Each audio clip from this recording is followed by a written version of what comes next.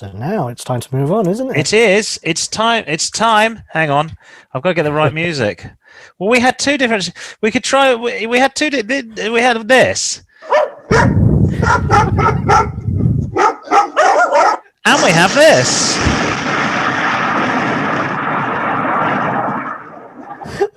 Which wasn't the one I was thinking of. We had something quite good last week. I can't remember what it was. Hang on. Ah, we had this.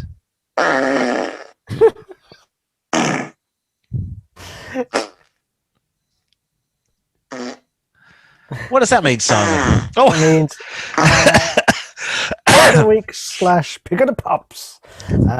So it's time for one of the new features on the show, where we examine the terrible crimes committed against cars across the world, from putting a whale tail of a spoiler onto a 1994 Vauxhall Nova, or pasting over the rust with Bondo, even welding a baked bean tin onto your exhaust. Never done that. We basically find a car that's for sale across the world, a terrible car that dared to mount a pile of feces to be crowned glorious king of the hill. It's time for now on Car-Boyz for the pop of the week or turn of the week, one or the other. There you go. This week we had an email from Alan in Kidderminster. He spotted this car sales website, not revealing which one. It's a 1997 Nissan Micra with 120,000 miles on the clock, with a whopping 120,000 miles on the clock. This car has a 1 litre engine. It's the Passion. How ironic that it's called the Passion. Yes.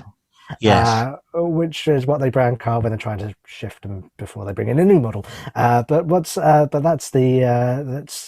description of this car? The owner writes, sadly, selling this plucky little car, it's been part of the family for 6 years.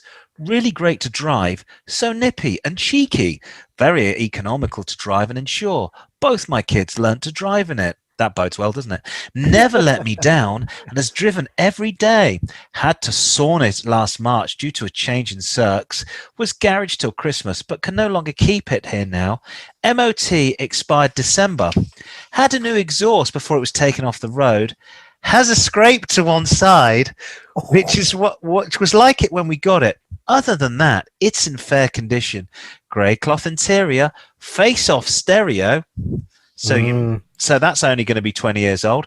There's life left in this one yet. Too good to scrap.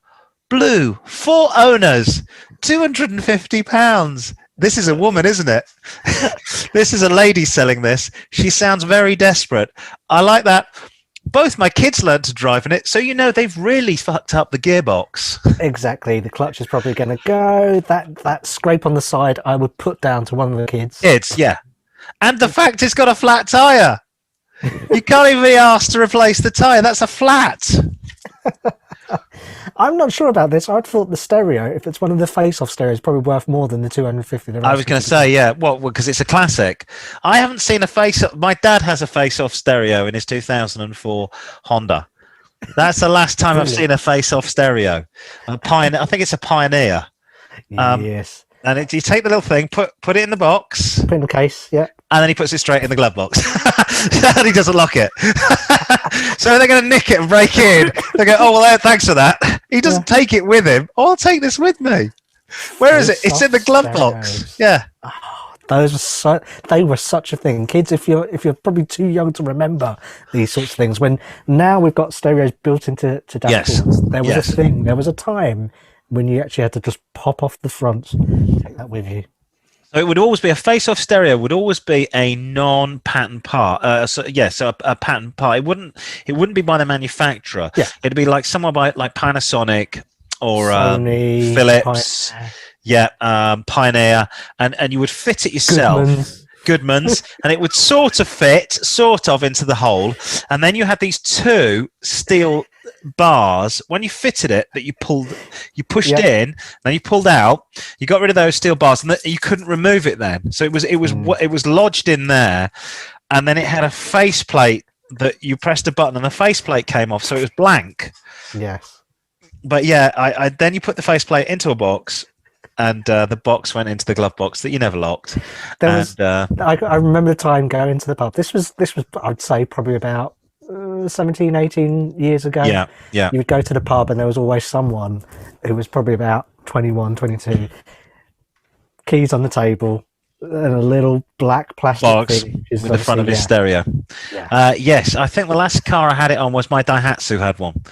And my Daihatsu had one with a tape deck, and I didn't want Yes. the tape deck, so I took it out.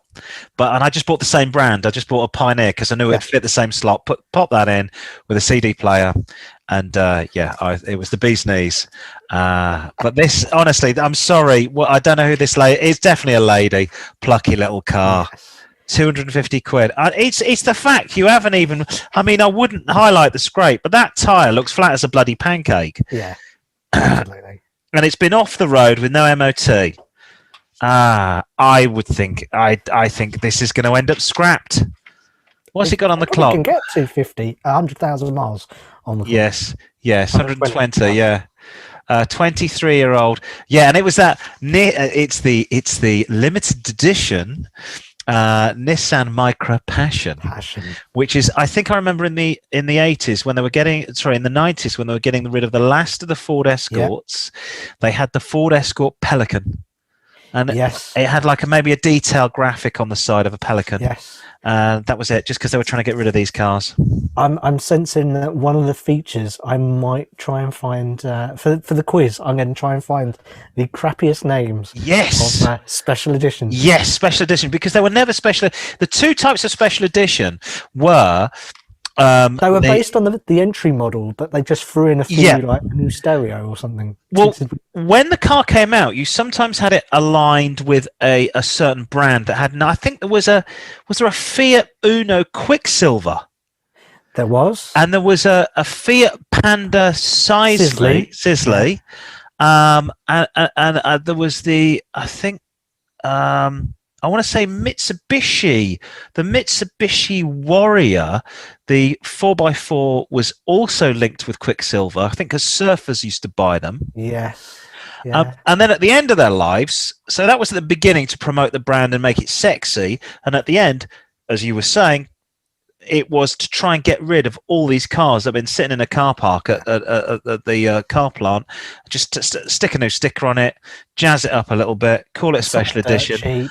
Yeah. My neighbour had a Seat Ibiza special called something like the Sunrise or something, with all this horrible frigging 90s primary coloured decal down the side. It was disgusting. Yeah. I think that's going to be a feature somewhere. I think it should be. So yeah, so go through why we would not want to buy this car, Simon. It's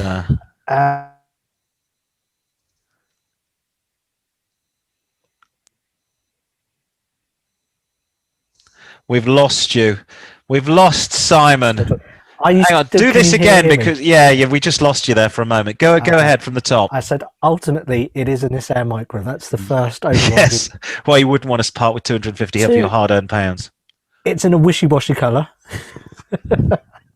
Hey, it's got a dent on it. Turquoise. It's 120,000 miles. It's 1 litre, so it's going to be asthmatic. Yes. I think it'd been quicker to just name you what was actually good about it.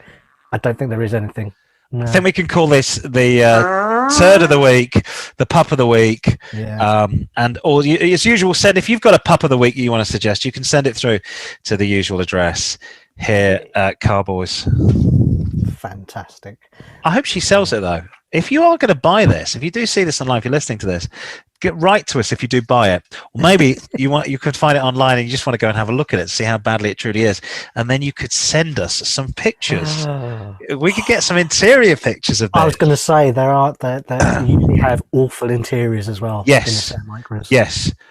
I've only driven one once. I hired one in Cyprus, and it was the most asthmatic car I've ever driven. It was an auto. It was the slowest car I've ever driven. It just didn't do anything. Was it auto, or was it a CVT version of it? Because they did a CVT version of it as well. It might have been. I had it for a day. It was very slow. I remember just going, well, we're going to get there. I was going up to the Troodos Mountains in Cyprus, and it was like not liking hills. It was heavy and slow. And I was, why did I get an auto? I don't know why. I'll have an auto for a laugh. What a laugh driving around there.